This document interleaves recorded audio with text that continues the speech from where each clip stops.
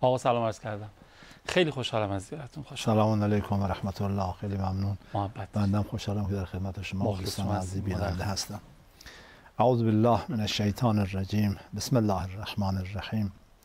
الحمد لله رب العالمین و صلی الله علی سیدنا محمد و آله الطاهرین. عرض سلام و ارادت دارم خدمت دوستان عزیز بیننده و آرزوی سلامتی، طول عمر، توفیقات روزافزون، آرزوی قبولی طاعات، عبادات، قبولی تعلیم و تعلمتون. پیامبر فرمودن ما من متعلم یختلف الی باب العالم الا کتب الله له بكل قدم عبادة سنه و بنى الله له بكل قدم مدینة فی الجنه یستغفر له حیتان الماء و طیور الهوا. حدیث ادامه داره. فرمود هیچ فراگیرنده ای نیست که به یک جلسه علمی رفت آمد کنه، یختلفونی میره و برمیگرده، مگر اینکه به ازای هر قدم که برمیداره خداوند ثواب 1 سال عبادت در نامه عملش می‌نویسه و به ازای هر قدم خداوند شهری در بهشت براش بنا میکنه. همه موجودات دعاش میکنن، پرندگان هوا، ماهیان دریا. این نگاه اسلام به تعلیم و تعلم رو میرسونه. الان دیگه لازم نیست که کسی بخواد به در خونه عالم بره. ما من متعلم یختلف الی باب العالم. چون در گذشته کلاس درس خونه عالم بود. کسی هم خواست به علم برسه باید میرفت خونه عالم. حالا الان علم اومد تو خونه ها و راحت شده کار. آره دیگه لازم نیست که بخوان، اما اجرش به قوت خودش باقی است. چون راه رفتن موضوعیت نداره، تعلیم موضوعیت داره. که حالا انسان راه بره یا نره اون مهم نیست. مهم اینه که هدف از اون حرکت کردن رسیدن به علم و عالم بوده. حالا اگر علم اومده تو خونه آدم یا عالم اومده تو خونه آدم، اون غرض حاصل شده.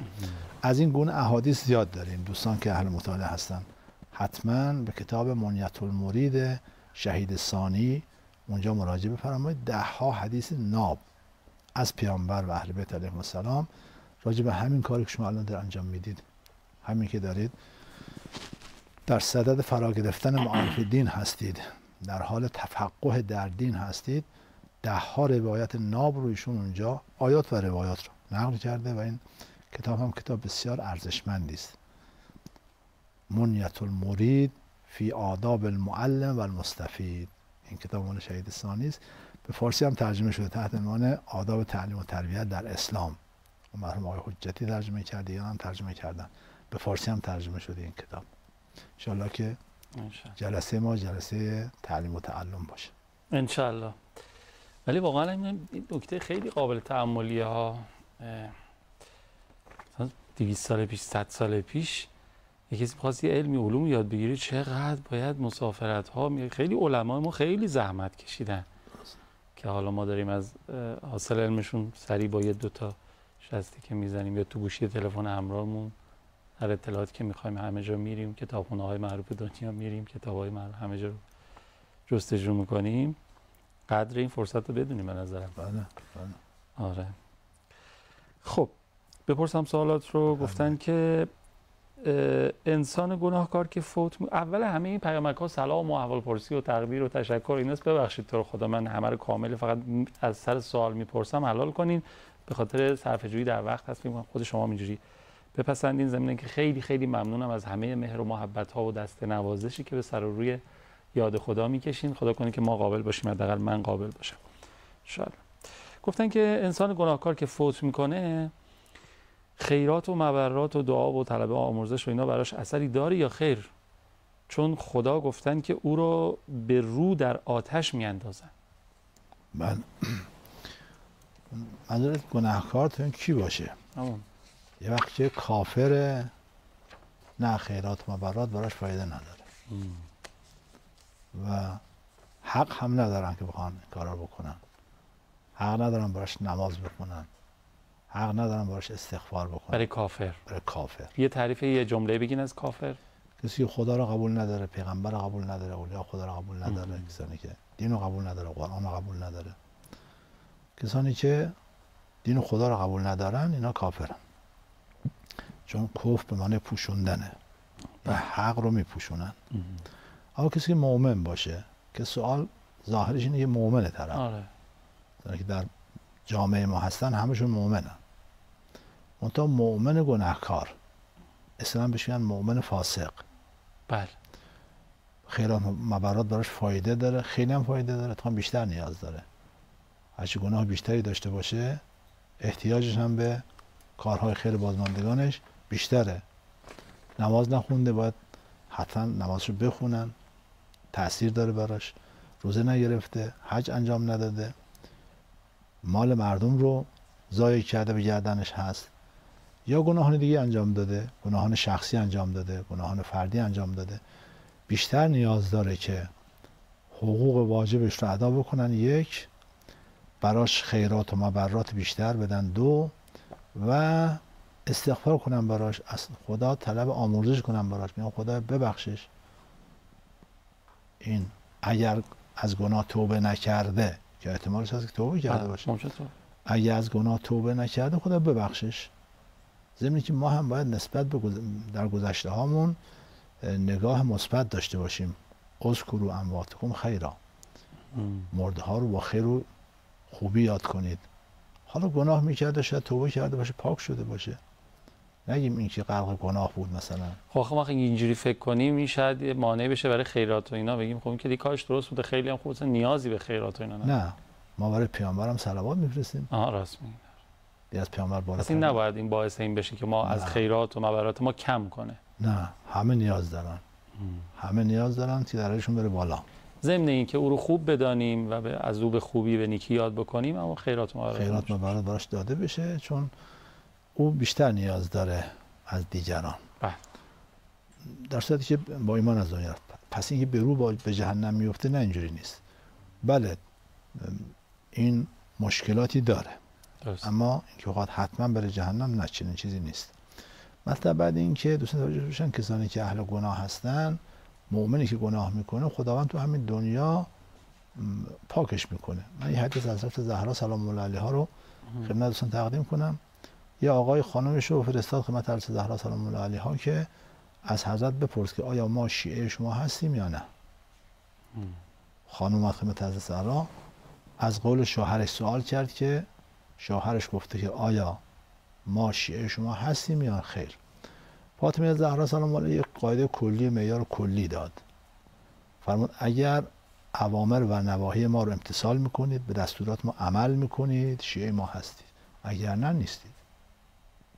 خانم خبر آورد شوهرش رو کرد جزافزه و گریه و زاری که پس ما تو جهنم جاودانه خواهیم ماند و چون بعضی از دستوراتشون عمل نمی کنیم، پس تو جهنم جاودانه خواهیم ماند. خانم برگشت پیش حضرت زهرا سلام الله علیها که شوهرش چنین حالی داره. حضرت همون شوهرت اشتباه کرده. شیعتنا خیار اهل الجنه.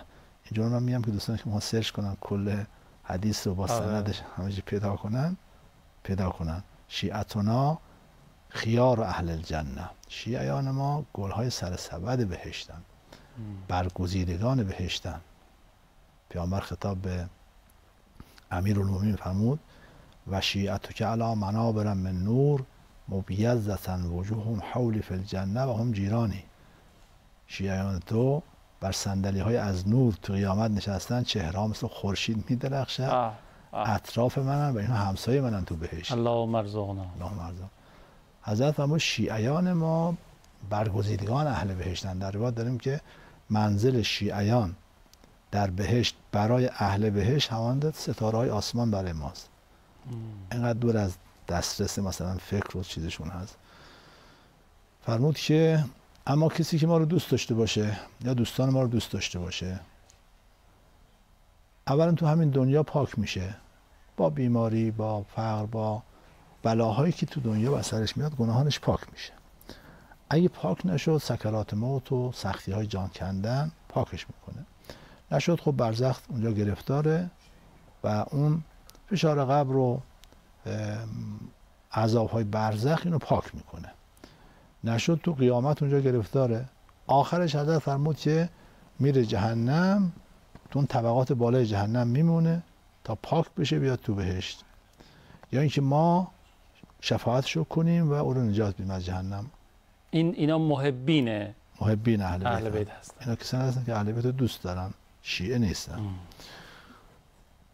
پس این کسی که گناه کرده همین دنیا پاکش میکنه. سکرات موت بسیاری از گناهان رو پاک میکنه. امام کاظم از جای عبور میکرد، یه نفر در حال همین جان کندن بود، از حضرت اون اطرافیانش پرسیدن که صاحب ما رو در چه حالی میبینی؟ فرمود در آخرین تصفیه ها داره پاک میشه که وقتی میخواد بر خدا وارد بشه گناهی برش باقی نمونده باشه و پاک بر خدا وارد بشه، داره آخرین ناخالصی هاش پاک میشه با این سکرات. بنابراین این که حالا فردی مثلا گناهکار بوده، همون که گفتم فاسق بوده، امید این که پاک بشه خیلی زیاد هست. از همین دنیا شروع میشه تا آخرش دیگه اون جهنم قیامت. بله، خیلی ممنونم استاد عزیز. خب ما یه فاصله بگیریم، برگردیم من بقیه سوالات رو بپرسم با اجازه شما. خیلی جای دوری نرین، زود برگردیم تا سوالاتون رو بپرسم. بفرمایید. در قرآن آمده که یک روز در نزد خداوند مانند 1000 سال شماست. منظور چیه؟ سوالی بود که شما پرسیدین استاد پاسخ. بله، هم یک روز معادل 1000 سال داریم، هم یک روز معادل 50,000 سال. یا اون که 50,000 سنة مما تعدون. روزی که معادل 50,000 سال از این روزهایی که شما میشمرید.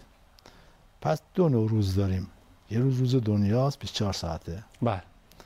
سالش 365 روز چند ساعته. این یه روزه. یک روز آخرته، همون قیامت کبری.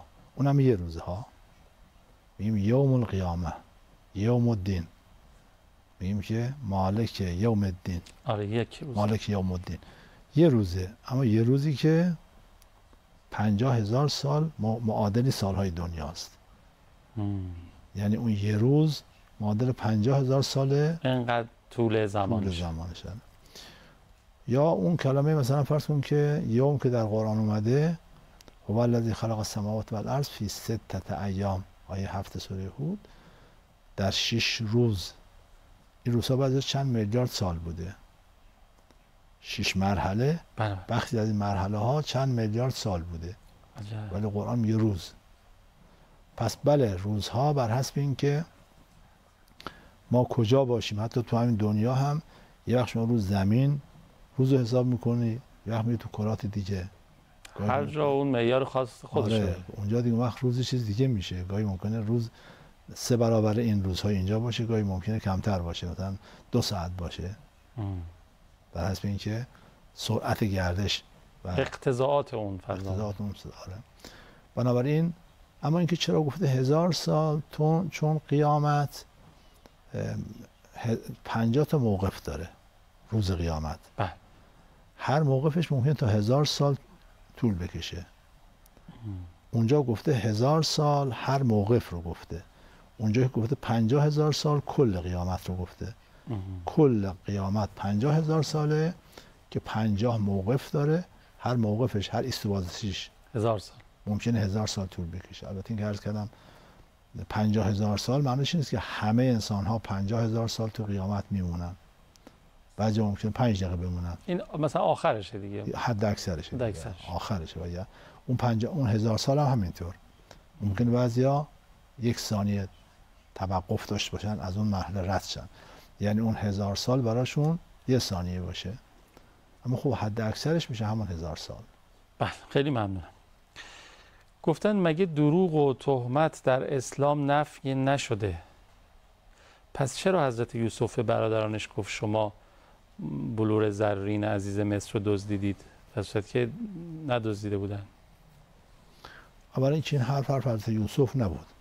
گفت که یا ایها العیر انکم لسارقون. حرف اون غلام، اون مأموری بود که بهش گفته بودن که ببین که این پیمانه کجاست. خود حضرت یوسف این حرف رو نگفته بود که ببین. حضرت یوسف گفت که ما دزدید. مطلب دوم این که خب خود بنیامین که خبر داشت قضیه چی هست. مطلب این که خود خدا ما کذالک کدنا لیوسف، ما این طرح برای یوسف طراحی کردیم. کاری که خدا میکنه عین حقه. نکته سوم این که برای اون تحقق اون امری که خداوند میخواست باید این اتفاق میافتاد. باید بنیامین میشه یوسف میموند و باید یعقوب اون اوج از کنم که اضطرار و اوج این که دیگه از همه صرف نظر کنه میرسید که امتحان تمام بشه. برای اینکه امتحان به پایان برسه باید این اتفاق میافتاد و لذا طرح و نقشه طراحی شد، چنین چیزی گفته شد. پس حضرت اون بنیامین که خب ناراحت نشد، چون که میدونست قضیه چیه دیگه. برادرم که خب اونا که دزدی نکرده بودن دیگه، تو بار بنیامین پیدا شد. درست. اونا که بهشون تهمتی زده نشد، گفت شماها، مجموعه رو گفت. و بنیامین هم که میدونست قضیه چیه، قصه نخورد، ناراحتی نشد، چون طرح چیزو میدونست. بعد این که خب بله اینها یه زمانی دزدی کردن، یوسف از پدر دزدیدن و بردن فروختن. یه دزدی از این بدتر که آدم رو بخوان بفروشن، اونم برادر خودشون رو. پس به این اعتبار هم اگر گفته شده باشه اشکالی نداره. اون هم نکته اولی که نکته اول و دوم، یک، حضرت یوسف این حرفا نگفت، اون کارگزارانش گفتن. و دو، گاهی به ناچار باید دفع افسد به فاسد کرد. برای تحقق اون نقش الهی این طرح و برنامه لازم بود تا یوسف بتواند بنیامین رو پیش خودش نگه داره. وگرنه اون هدفهایی که در این کار بود از اول، الان قریب 30-40 سال هم گذشته، 30 سال، بیشتر از 30 سال گذشته از اون زمانی که این نقشه باید تا آخرش به انجام میرسید. برای تحقق این نقشه این کار لازم بود که بنیامین گرفته بشه. برای اینکه بنیامین هم بگن تو عرض کنم که از طریق دین اون حاکم مصر، اون فرعون مصر نمیتونستن این کارو بکنن. اونها جریمهش چیز دیگه بود. ولی از خودشون سوال کرد که اگر کسی در بین شما این کارو کرده باشه حکمش چیه؟ گفتن که ما او رو به غلامی میگیریم. اگر میخواست به اساس قانون خودشون عمل کنن نمیتونن این کارو بکنن. دقیقاً. قانون اونا رو سوال کردن، اونا هم گفتن که قانون ما اینه که هر کسی که دزدی کرده نگرش میدیم، خودش میگه غلام، خودش برده میشه تا مثلا 1 سال یا بیشتر یا کلا برده میشه. اونم بر اساس قانون اونها عمل کرد که نقشه و طرح به انجام برسه. خیلی هم خوب. ارزم موضوع شما که گفتن که آقای محمدی درباره مکتب اومانیسم توضیحاتی دادن، برای من سوال ایجاد شد که واقعا چرا خداوند از انسان اجازه نگرفت و او رو خلق کرد؟ حال که به اختیار خداوند انسان‌ها صاحب اختیار شدند، به نظر میرسه مجازات ستمگران ظلمه، چون قطعا خلق نشدنشون بهتر از مجازاتشون در جهنمه.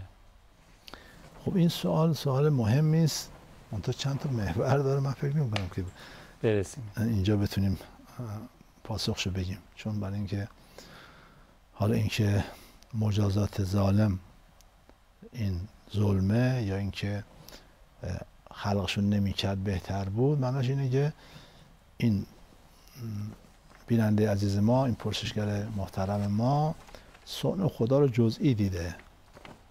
خیال کرده که خداوند افراد تک تک خلق کرده، به کی گفته تو ظالم باش، تو ظالم نباش، تو خوب باش، تو بد باش، در حالی که اینجوری نیست. خدای متعال کل عالم رو با یه اراده خلق کرده.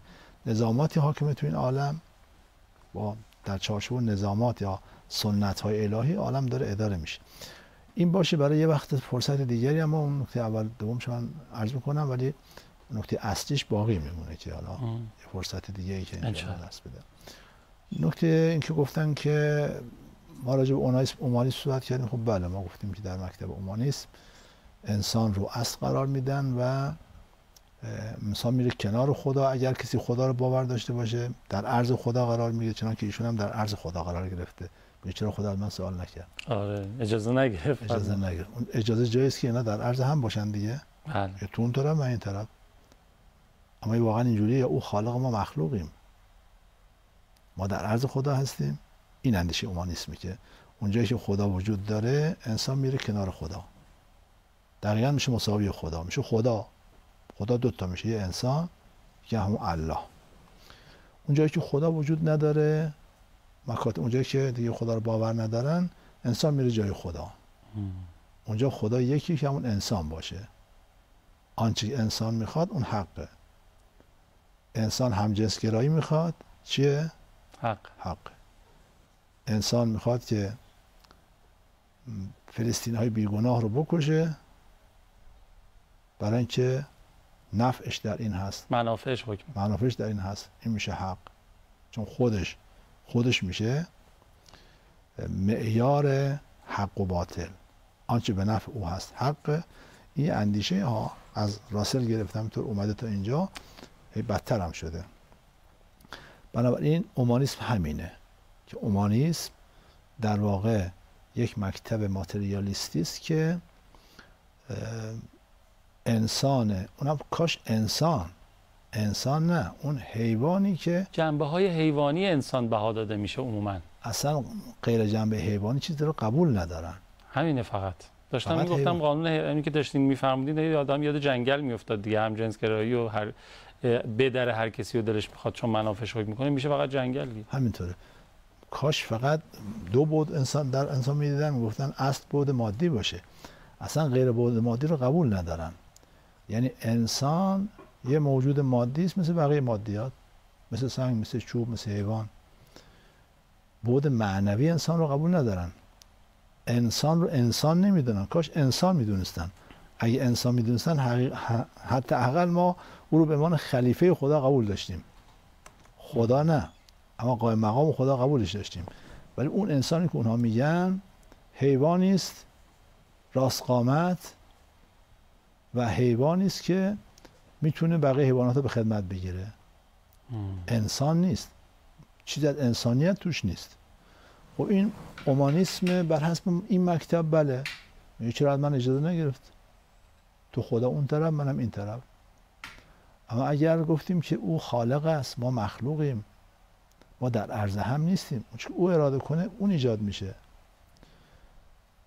راحت خدمتتون عرض کنم اینجا جبر است و جبر اختیاری در کار نیست که چرا اجازه نگرفتی، من میخواستم، من نمیخواستم. اگه اختیار داشتی گفتی من نمیخواستم، من اختیار این بود که نمیخوام. اما اینجا اختیاری در کار نیست، او خالق است و اراده میکنه و ایجاد میکنه. بله این که ما بررسی بکنیم ببینیم کار خدا عادلانه بوده، حکیمانه بوده، این حرف خوبی است، پاسخش هم مثبته. بله کار خدا حکیمانه بوده. پس چرا شما حکیمانه نمیبینید؟ این مثل بچه لجبازیه که میگه من از کنم مرگو بیشتر از زندگی دوست دارم، بهش میگم برید آمپول تزریق بشه والله میمیری ها، میگه باشه میخوام بمیرم. که میخوام بمیرم نمیفهمه چی داره میگه، لجبازی داره میکنه. کسی که وجود رو، عدم رو بر وجود ترجیح میده، میگه من عدم رو بیشتر از وجود دوست داشتم. دقیقا مثل همون مثالی که من بدتر از اون، حتی چون اونجا به هر حال بمیرم باز هست، اما اینجا نه، اینجا دیگه عدمه، شر مطلقه. که من شر مطلق رو بر خیر مطلق ترجیح میدم. یا لجبازی میکنه یا نمیفهم میشه داره میگه، این دو حال خارج نیست. بنابراین برفرض هم که ما بخوایم بررسی هم بکنیم خواهیم دید که کار خدا حکیمانه و عادلانه بوده. نسبت به ذیل و سوالشون ان شاءالله یه سر فرصت بیشتری صحبت خواهیم کرد ان شاءالله. خیلی ممنونم. اتفاقا یه سوالم راجع به همین جبر و اختیار داشتیم که دیگه فرصت نیست، ان شاءالله در برنامه‌های آتی شرط توفیق و هدایت مطرح می‌کنیم. خیلی استفاده کردیم. خدا خیرتون بده. دوام ندارین. محتاجیم به دعاتون. سلامت باشید. خیلی ممنونم که برنامه‌تون رو تماشا کردین تا پایان. سوالات جدیدتون از طریق همین سامان پیام کوتاهی که زیرنویس میشه در خلال برنامه مطرح بفرمایید و اظهار نظرم راجع به کلیت برنامه به 162 فراموش نشه لطفاً. مراقب خودتون و خوبیاتون باشین. التماس دعا یا حق. خداحافظ.